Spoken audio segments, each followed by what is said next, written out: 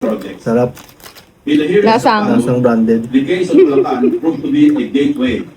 The Hindi maalat masyado. microcosm of a much more complex. Ayun guys, so nagtataka nga ako kasi yung mga nakikita ko na kumakain itong Mr. Squirrel luncheon meat is hindi nila inuulam, pinapapak lang nila. So medyo na-curious nga ako kung hindi ba to maalat. So syempre lutuin natin guys, and nakakatawa kasi easy open can lang ito, pabor sa akin na hindi marunong magbukas ng dilata kapag kutsilyo yung gamit, alam nyo na. And sa pag-slice ko nga pala nito is parang merong meat bits, ayun na nakakataka men, pwede na ba to kainin ng ganito? Tsare. So, syempre, sinislice ko muna para magkasya sa aming tatlo. Ayan, moment of truth. So, titikman na natin kung ito ba ay maalat o hindi, anong lasa. Actually, yung una ko naisip nung iluluto ko ito is ipapalaman ko lang to sa tinapay kasi wala nga akong gana. So, si Habi lang yun talagang nag-ulam nito. So, ayan, sabi nga ni Habi is ibabalot nga ito ng nori tapos nakabalot yung kanin tapos itong Mr. Squirrel luncheon meat. Pero ayan, hindi na natupad kasi kinain niya na. So, syempre, sasabihin ko rin naman yung review ko guys. Hindi siya maalat and sakto lang naman yung luncheon meat na to, lalo kung nagtitipid kayo kasi buy one take one to nung na-order namin, meron ding buy two take three.